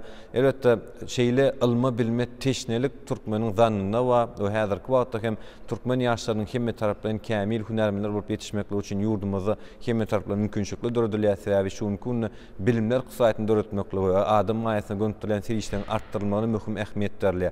Matmuly Pragynyň şeýle goşgularynyň şunuň özüniň ähmiýetini ýitirmeýänligi we täze many mazmunyň baýlaşýanlygy aýtyn bellälikler we esasan Matmuly Pragynyň goşgulary tesirlerini türkmençilik ýolundan tesirlenmekle iň dogry ýol hasaplanýar. Sebäbi Matmuly Pragy diýen şunuň bir tarapdan akyllar, alim, sopşyklygyny baş çykaran görnükli şahsiýet bolman, eýsem şunuň türkmençilik ýoluny dünýä ýaýan möhüm akyllar hökmüne tanylýar.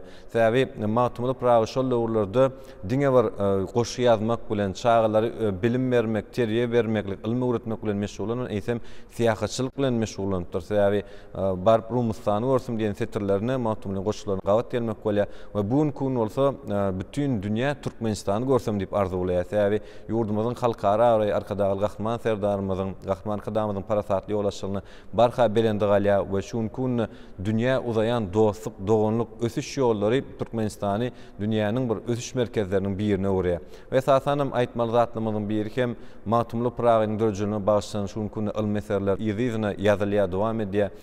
Gaýretiniň bu wagtda Gahman kadamyzyň kitaplaryny belläp geçmek gerek. Gahman kadamyzyň kitaplarynyň içinde häzirki wagtda ýaşlar üçin möhüm ýörellik kitap hökmüne tanylýan Döwlet Guşy romanyny aýtyn belläp geçmeli.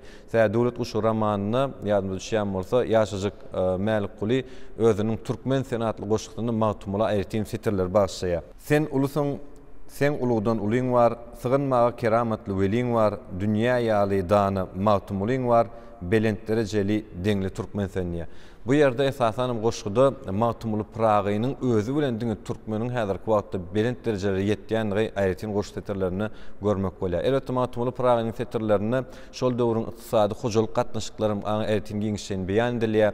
Esasen hem häzirki wagtda bazar gatnaşyklaryny ösdürilýän şertlerini Matumul Pragynyň goşgularyny ykdysadydan öwrenmeklik zerurlygy da çykýar. Muňa mysal hökmünde Matumul Praga aýratyn goşgularyny bazaryň zerurlygyny esaslandyrýar. Şonu Matumulda şeýle seterler we eýyaranlar bir bazarsyz şäherden ondan ýene şuwlap ýatan çöl ýagşy diýip belläp geçýär. Şoň üçin hem häzirki wagtda döwletiň ösmegine, sevgitiň ösmegine, ýa belli ilatyny okudyň ösmegine bazaryň zerurlygyny esaslandyrýar.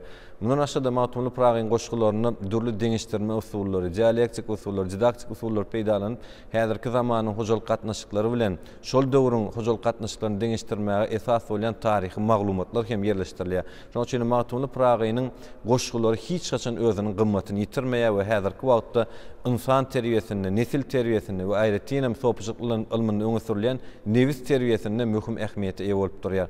Şoň üçin Matumul Pragynyň goşgu seterleri häzirki wagtda diňe türkmen alymlar däl, dünýä alymlar tarapyndan öwrenilýär. Şu gün sanlyk saýtyň ösdürilýän şertlerini Matumul Praga bilen baglanşykly birnäçe program üçinçilikleri özüne saklayan taslamalar işlem taýýarlanýar. Häzirki wagtda Matumul Praga atly ýürüti saýt işläp dur we häzirki wagtda şol saýtda biziň dünýä belli Matumul şunaslamyzyň ilmi edebiýatlary, Matumul'yň saýlanan eserleri we häzirki wagtda Matumul barada dünýäniň belli anlaryň aýdyn sözleri şol ýerde ýerleşdirilen. Şoň üçin hem häzirki wagtda sanly maglumat kommunikasiýon tehnologiýasynyň ösdürilýän şertlerini Matumul Pragynyň dürli dillerde goşgularyny öwretmäge hem tarapdan mümkinçilik bar.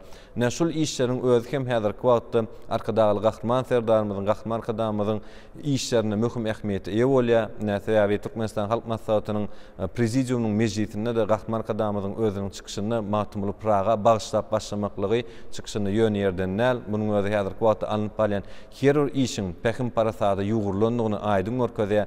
Sebäbi şol işlerde ýurdumyzyň muny elem şu kanunçylyk binýadyny kämilleşdirmeklik, ýurdumyzyň saýtyny ösdürmek boýunça takyk işler anyk gözüňe tutuldy. Sebäbi ýadymyza düşýän bolsa 2024-nji ýylyň 9-njy fevralyny ýurdumyň hökümetiniň mejlisinde Türkmenistany 2024-nji ýyl durmuş tatdaýdan ösdürmek we maýa maksatnamasy kabul edildi we Türkmenistan Halk Maslahatynyň prezidium mejlisinde hem gahryman kadamynyň tagallasy bilen Türkmenistanyň Halk Maslahatynyň işiniň uğru boýunça Türkmenistanyň mejlisi, ministerlik we pudok edaralary şeýle hem jemgyýetçilik birleşikleriniň birlikde Türkmenistany 2024-nji ýylda durmuş tatdaýdan ösdürmek we maýa maksatnamasyny durmuşa geçirmegiň çäreleriniň meýilnamasy tasdiklendi. Şu meýilnama laýyklykda hem häzirki wagtda Türkmenistanyň Halk Maslahaty ýurdumyzyň beýleki edaralary bilen, ýani kanun çykarjy häkimetiniň edaralary bilen, ýerli özüň dolanyş edaralary bilen, ministerlikler bilelikde alınıp barmaly işleriň takyk uğurlary kesiplendi.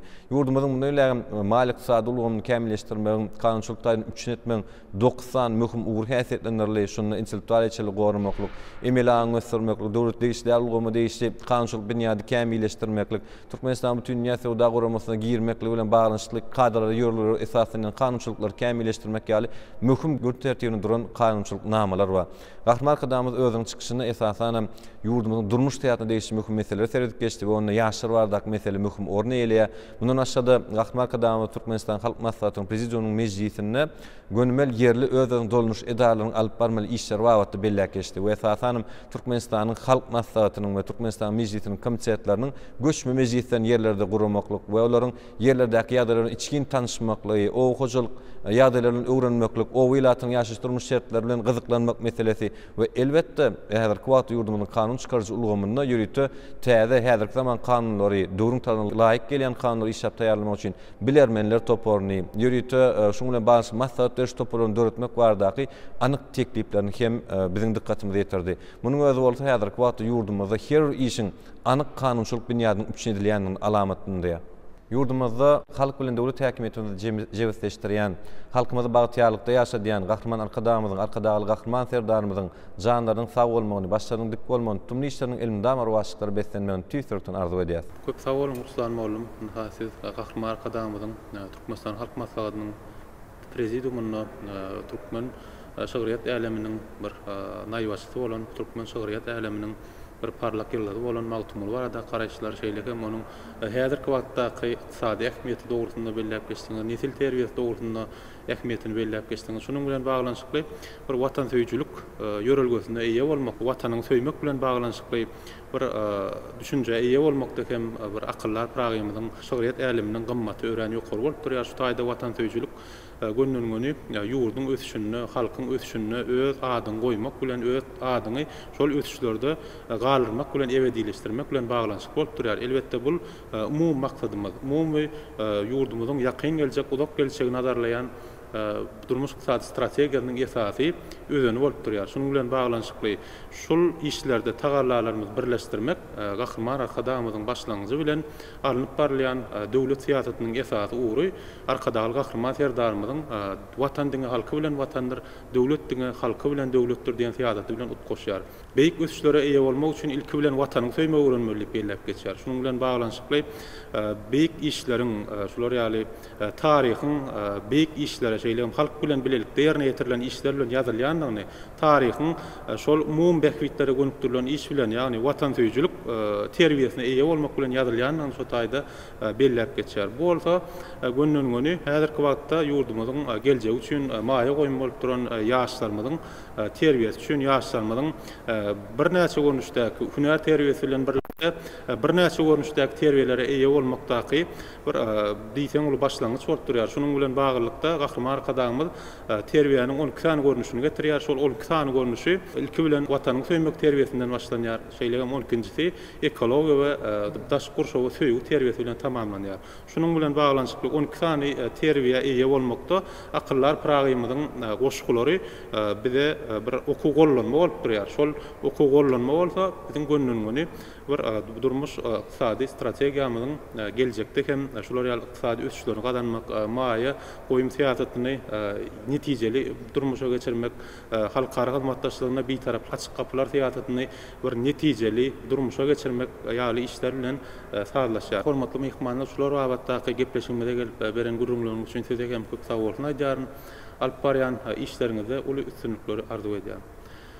Hormatly adamlar, edilýärler, ýurdumyzyň durmuş iqtisady ösüşiniň esasy uğruy ýurdumyzyň ýaşaýyş durmuş derejesiniň ösmegi, ýurdumyzyň bir dünýä iqtisadyna idigleri aralaşmagy, şeýlekem bu doktorda sanly tehnologiýalaryň ornaşdyrylmagy bilen baglanşykly.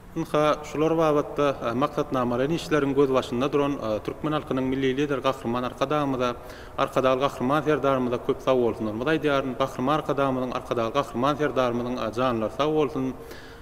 Ömürler uzak bolsun, alyp barýan döwlet ähmiýetli umum adamlar ähmiýetli işleri mundan emeýlek üstünlikleri besensin. Hormatly adamlar, edilýärler, şular ýaly ýagşy arzuwlar bilen, niýetler bilen şu syýasy gepleşigimizi geçirip oturýar. Gepleşik alyp bardy Türkmenistanyň injener tekniki we uly kommunikasiýalar institutynyň mollamy Aman Hojalyýew. Hoş sag bolun.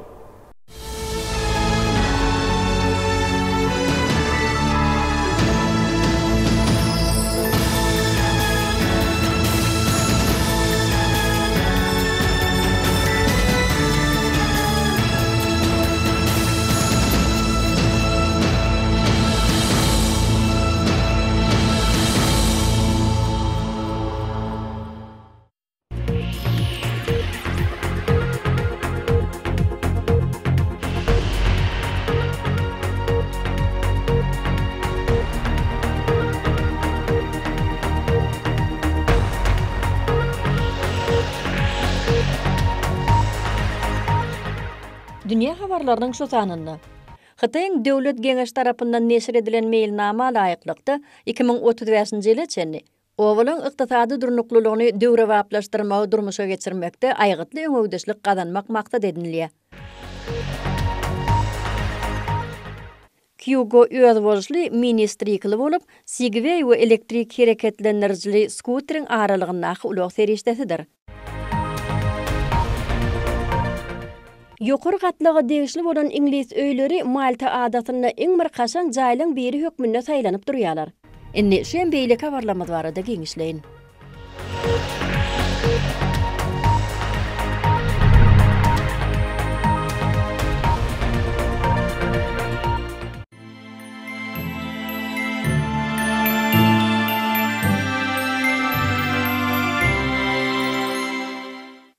Häzirki wagtda ýokary ulug çykdajylary Vietnamyň günortasyndaky vilayetlerin köpüsinde owa hojalygy we deňiz önümleri kärhanalar üçin esasy meseledir.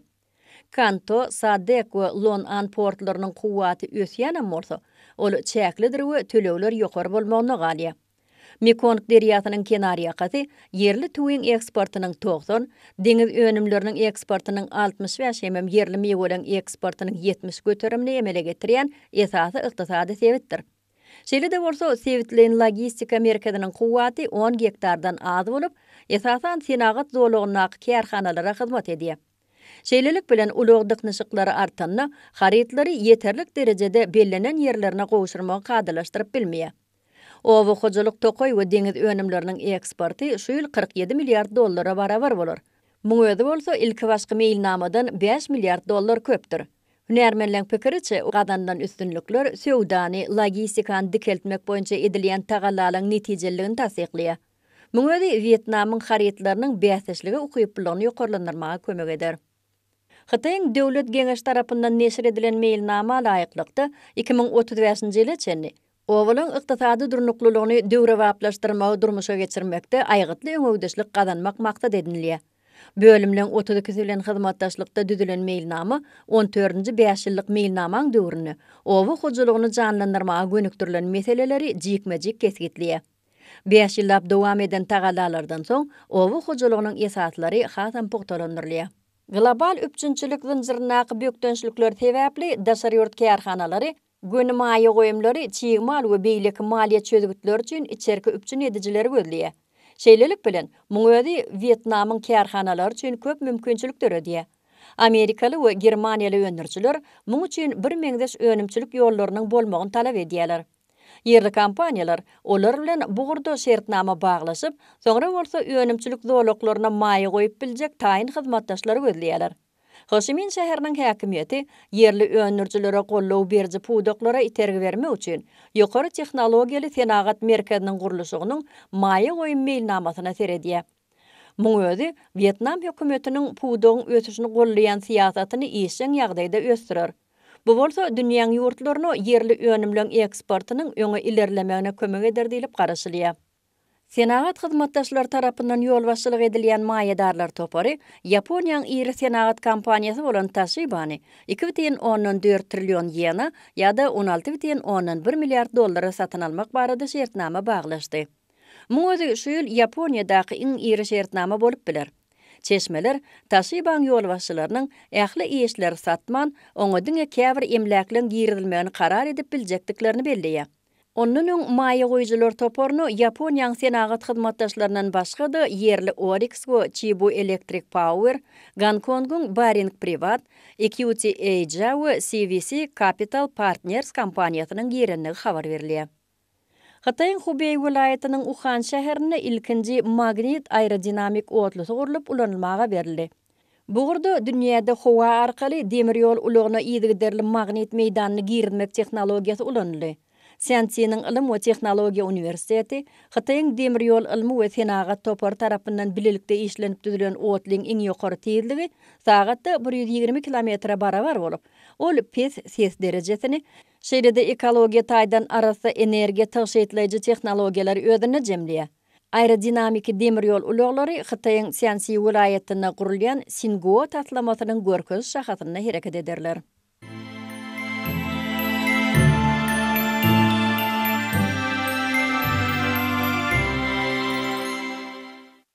Mekong deriýasynyň kenary ýaka sebitini ýokary hilli tuw ösdürip ýetişdirmek üçin 1 million hektar durnukly önümçilik taslamasy bütün dünýä bankynyň ünsini özüne çekdi.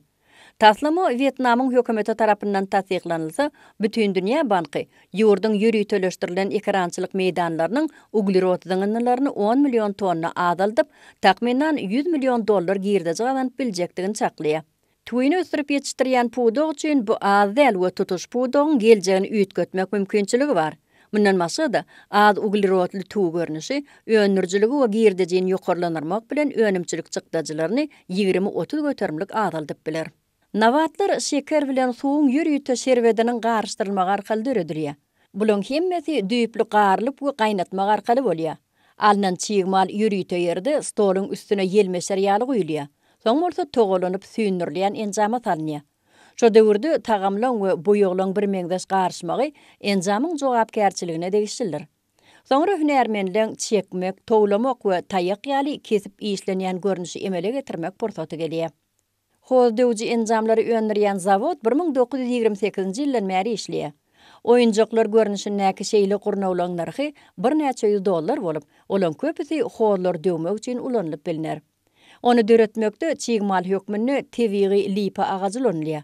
Togalak agaçlar kesilýär, ýonulýar, el bilen boýalýar we ýygnalýar. Iş agyr, şoň üçin olar gymmat. Japoniýanyň aerokosmos gözlegullygynyň Hayabusa 2 dondynyň asteroiddan ýygnan nusgalary köpçüliklerin habar beriş feriştelerine görkezildi. Deslapkysyn Tokyoň Koto Ward etrawyna ýerleşýän Mariakana ýa-da Täze Milli Ilim we Innovasiýa muzeýine geçirildi. Aýry-aýry gaplarda hertiniň töwerekleýin gowrumy 2 mm-den gowrak bolan 2 sany gara çäge bölejek görkezilýär. Sino Howasary 2 gedek asteroidyň üstüne gonanyny öňdürlü nokotlarynyň nusgalar alypdy. Xitayň Ilimler Akademiýasynyň Milli Kosmos Ilm Barlygy Merkeziniň gözleg topary Mingantu spektral radiogeografyň şeklini kalibrlemegiň täze usulyny tapdy. Muň özi älemdäki günüň takyk ýagdaýyny kesgitlemäge kömek edip biler. Mingantu Xitayň demirgadygynaky içerki Mongoliýa özbaşlyk dolanlar sewtine oturdulan gün panelleri bilen işlemek üçin döredilen giň zolokly spektral radiogeografdyr. Mingantu gün radiosynyň çykarlyşyny kesgitlemegi epetli güýçlendirýär we alaw koronal köpçüliklerin çykarış barlyklar üçin täze senleş penjeresini açýar. Degişli netijeler Xitayň astronomiýa we astrofizika gözlegleri jurnalyna çap edildi.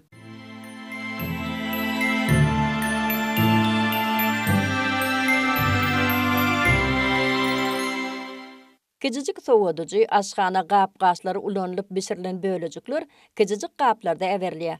Muň özi mini nahar bişirmek dünýäsidir. Bu senetçilikde şu wagtçany Japonlaryň başarnygy agdyklyk edýär. Şeýlede bolsa Vietnamly ustadlar bu gurda öz watanyny köpçülige täsir galdyrmagy başardylar.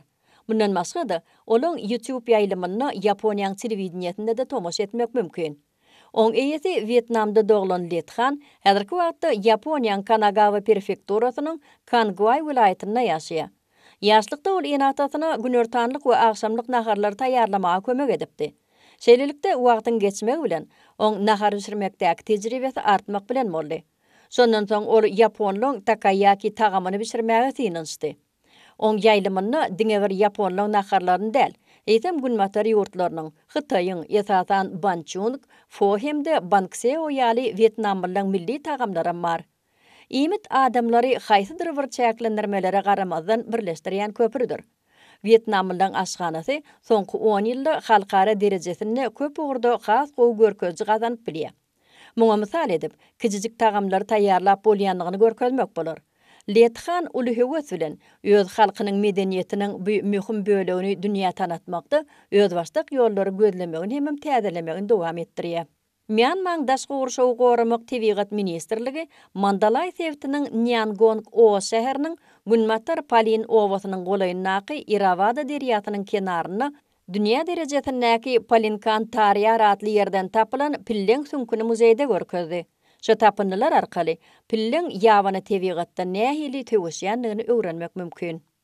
Sichuan welaýatynyň Gansu Tibet özbaşlyk dolanlar prefekturasynyň Daofu etrawyna tokoýlar altyn sow renk bilen bedelip, gar bilen örtülen dağlar, joşgunly ýollar bilen garşýan ajaýyp görünüşe öwrülepdir. Sinhay welaýatynyň ilatynyň arasyna ene derýasy hökmünde tanalýan Hyunshay çeşmesi bolan Baohutu dagyny güýçli gar ýagandan soň gyzgyn çeşmelerde dörýän köpürjükler bu ýeri jadyr ýere urdy. Şol wagtyň özünde gije günnüýüň dowamyny howaň üýtgemegi sebäpli Brutlyň deňizindäki Chunxin şäheriniň häkimliginiň jaýyny goýy duman gurşap aldy. Bulut bilen örtülen şäherde belent binalaryň birnäçesi sirli we özüne çekiji bolup görünýär. Bu ýerdäki duman çyýgly howaň ýere has ýakyn bolmagy netijesinde ýüze çykýar. Bu hadise adatça gyşda we ýazda bolýar. Xitayň Gansu welaýatyna ýerleşýän milli seýilgähde ýawany ak boýunly suwgunlyň sürüsi otlap ýören ýerlerine belli galynýar. Silian dağlarynaky milli seýilgähiň Gansu şahamçasynaky gorag durulgusynyň hünärmenleri günnelik gözegçilik wagtynda olaň üstünden bardylar. Gansu we Sinhay vilayetlerinin serhedine yerleşen Silyan dağları Xitayın günmatarnaqı daşqı urşoğun xoğupsuzluğunun mühim qalqını qataplanıya. Qıslamaq üçün çemenliklerden dağlıqlara varyan 3 tane ene soğundan ve olon oğluqlarının altısından ibarat süre erkek soğun yolbaşçılık ediyor. Gansu qızıl soğunun ile atlandırılan bu canlarlar bedennäki sarı ya da aq tegmiller üçün şeyle atlandırılıyor. Ulu soğunlar döwletin gorugyny ikinji sınıfın seyrek görnüşlerini hatapda durýarlar. Olon erkeklerinin gowrasının uzunluğu 2 metrden orak bolup biler. Adatça olar deňiz derejesinden 2400-den 4000 metr belentlikdäki çemenliklerde we yaprakly tokoýlarda metken tutunýarlar.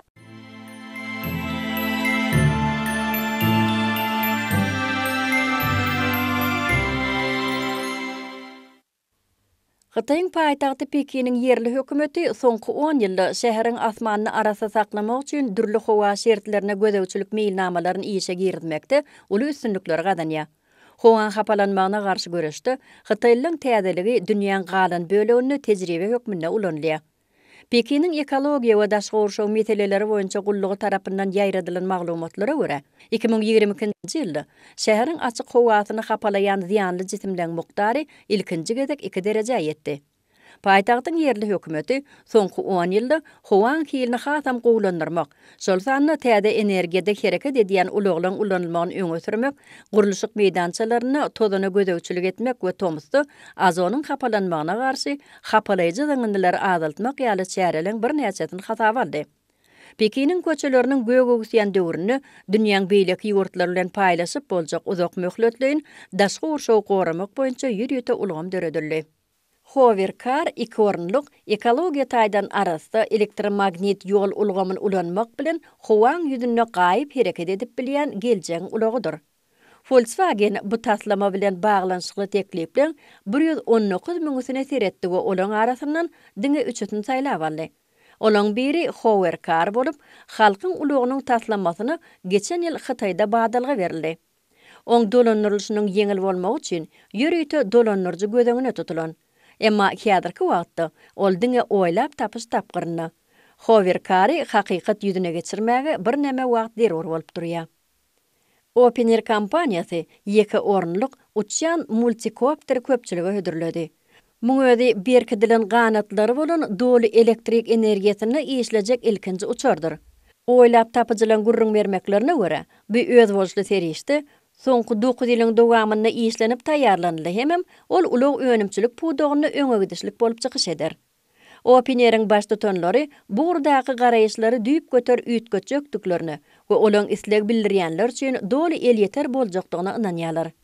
Guruluşy boýunça Blackfly edil elektrik hereketlendirjili uluglara meňdeş.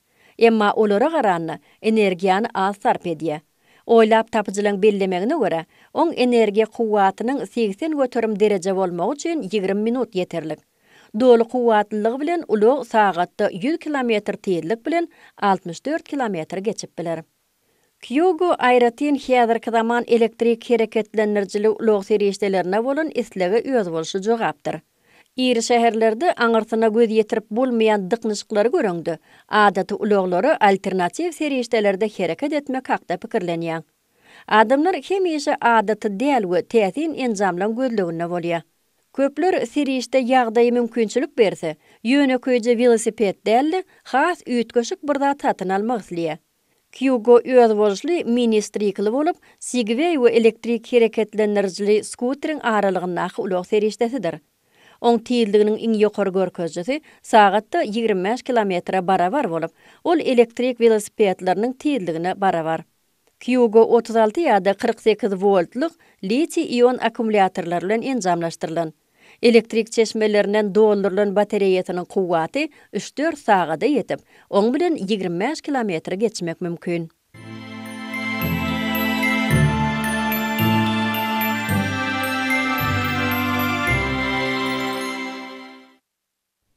Organik görnüşler Finlandiýaly bedegçi binagar Alvo Aaltonyň söwda belgisi bolupdy. Alvo Aaltoň döreden Artek adly öý goşlaryny öňürji kompaniýasy şu günler içinde bütün dünýäde öz meşhurlygyny ýitirmän gelýär. Sergide 30-njy ýyldan başlarynaky 6 gatdan ibarat bolan oturuşlar görmek bolýar. Olar bedegçi binagaryň ýygynlysyna esas orny ýeläpdir.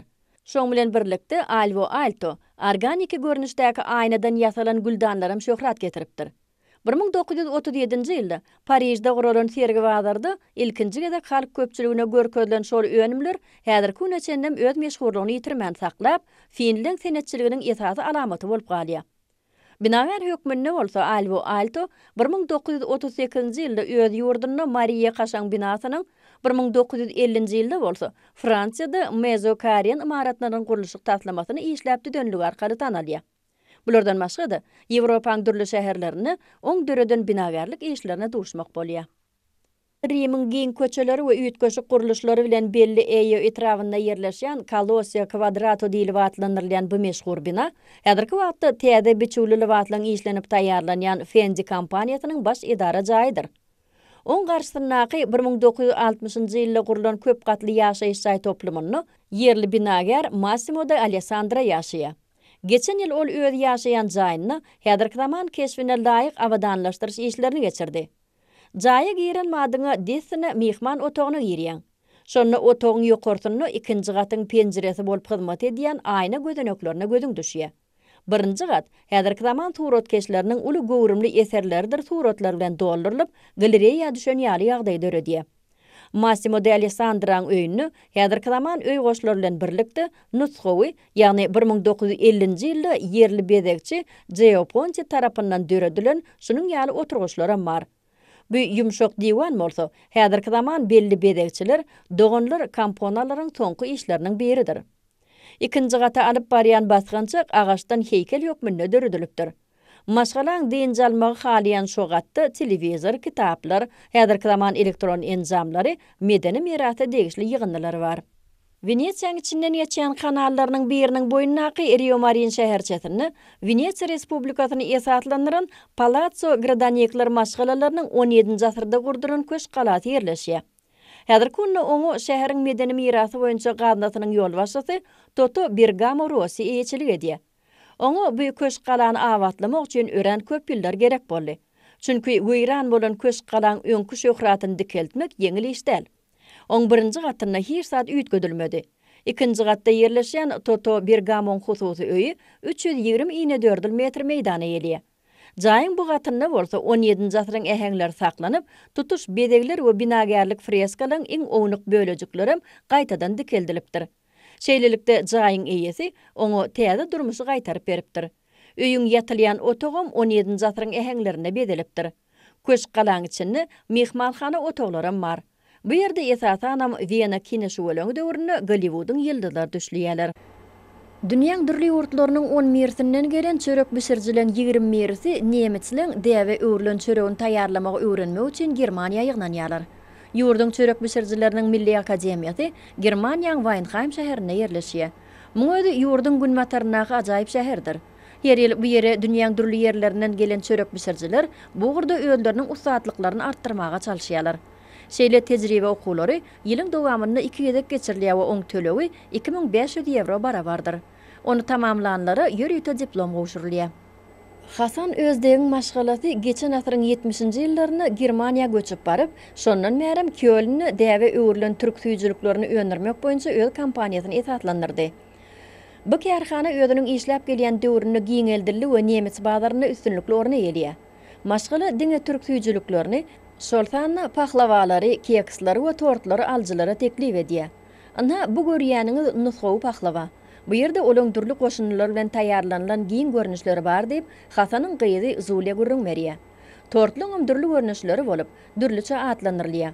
Kompaniýanyň esaslandyrjy Hasan Özdek 30 ýyl mundan ozal önümliň diňe 3 görnüşini taýýarlaýady. Ýadyrky günde bolsa süýjülük önümleriniň sany köp artdy. Özdek kompaniýasy Kölnde uly meşhurlukdan peýdalanýar.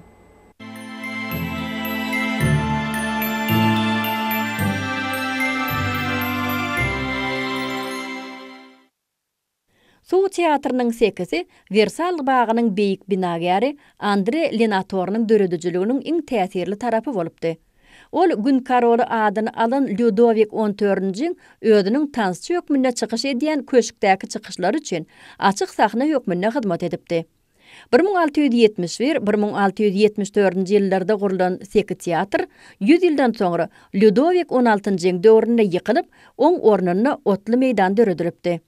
Versaldaky Suw teatrynyň gaýtadan dikeldilen sekitiniň açylyşy belli waka bolup, şu ýerde täzeden döredilen kiçirek jeňel we köl ýene-de jemgyýetçiligi haýran galdyrýar. Täze sekiň merkezi bölügindäki tans edýän suw çuwdurmlarynyň taslamasy Fransýaly binagar Louis Bineche bilen heýkeltaraş Jean-Michel Ataniel'e degişlidir. Şu taslama Versal köşküniň odolky baş tutany Jean-Jacques Aygonyň başlangyjy bilen 2011-nji ýylda geçirilen bäsleşikde teklipliň 140-nyň arasyndan saýlanyp alnypdy.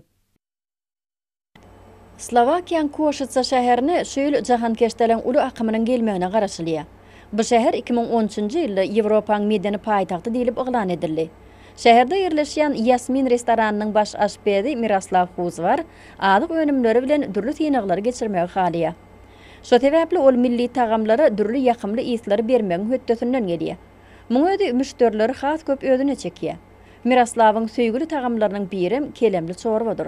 Kömelekler, soğan, zencevil, burçýaly goşunlar bu tagamy öz bolşly ýakymly is berýär.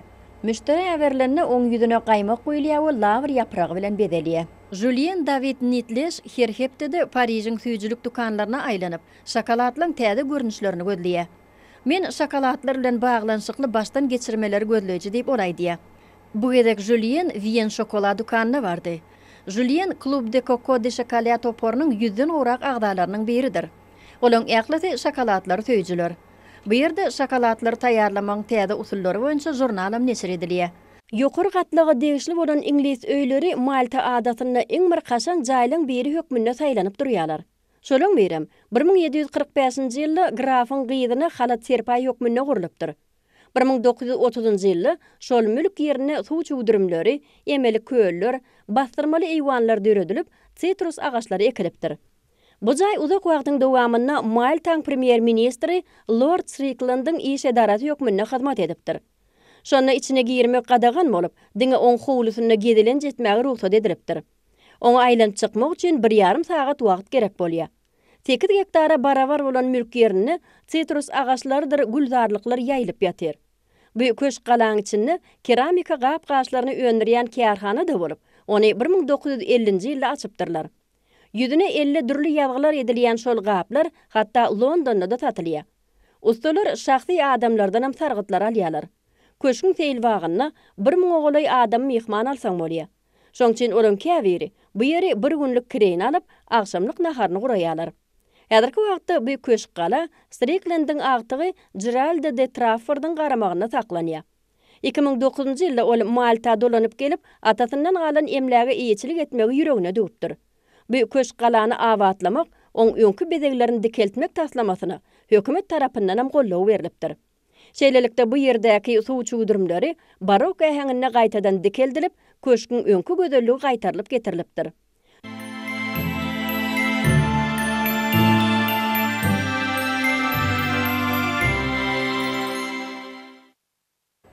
Germaniýanyň Wustrow şäheriniň ýylatynyň aglawa bölegi kiçi we uly ýelkenli gaýyklary hem gämileri döretmek bilen meşgullanýar.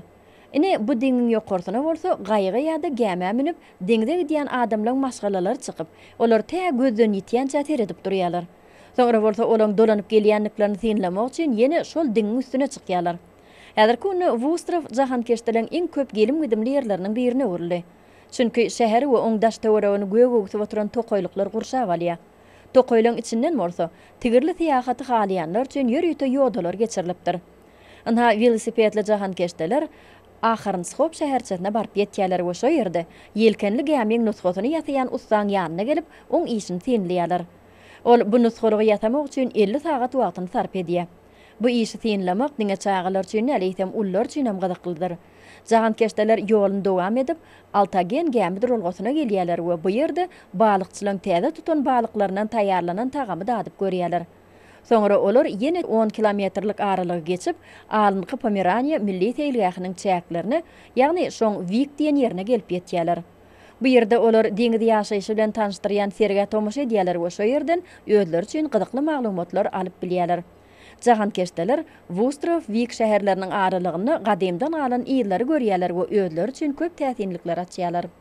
Fransiýanyň kenar ýakalaryndan gaýykly 45 minutluk uzoklukda Atlantik ummanyna uly bolmadyk bel-il 10 mer adatyny öýler takyk binagärlik düzgünleri boýunça gurulýar. Mysal üçin bu jaýyň içinde howa aýlançygy 10 kerpiçden diwarlary öýrünlerine goýulan ıslan hasabyna amal asyrlýar. Binagär Bruno de Carizo'nun taslaması boýunça düredilen öýüň iň uly otog bolan zal soňsuz pilany atlady. Aşhanadan basgança garkaly ikinji gatda ýerleşýän ýatylýan otoga baryp bolýar. Bu öý az bolsun, uwuz bolsun diýen adamlara yarar. Adada hemişe aram uşakly howa saklanýanlygy üçin bu ýerde ýaşamak ýakymlydyr. Jaýyň aýnadan üçegi diňe bir giňişlik duýgusyn döretmän, eýsem ysıgy we ýylylygy öndürýär. Binagär bu jaýy tebigat bilen sadlaşyk tapmak üçin gurypdyr. Daniýanyň paýtagty Kopenhageniň merkezindäki bu jaýyň eýesi binagär Jesper Zinberg bolup, ol öz ýaşaýan jaýynyň üçegini gödül tebigaty döredip bilipdir. Ýene 454 metre barabar bolan 3 sany eýwanyň ululugyna ýerde maşgalan ihlasy bilen ajaýyp cennet bagy emele gelipdir. Jesper Zinberg boş wagtlarynyň köpüsini şu eýwanyna geçirip, tebi gödüllükden lezzet alýar. Jaýyň penjireleriniň ullugyna görä, otoglary günüň şöhleti köp düşýär. Oň içindäki her bir zadyň özüne ýetik taryhy bar diýip, öýýesi gürrüňmerýär. Hormatly tomaşaçylar, 12 martda hepden sýşenme güni dünýäň türlü şäherlerinde boljak howa maglumaty bilen tanıştyryp siz bilen hoşlaşýar. Hoş sag bolun.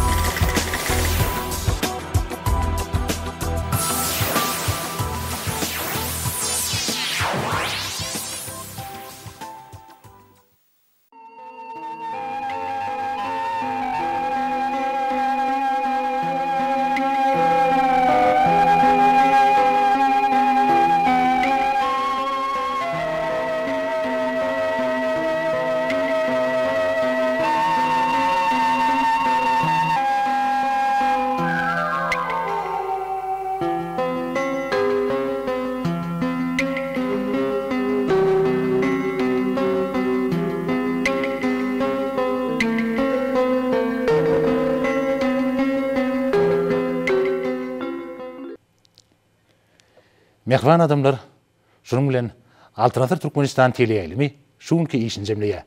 Giýjäňiz rahat bolsun, edi dileşler.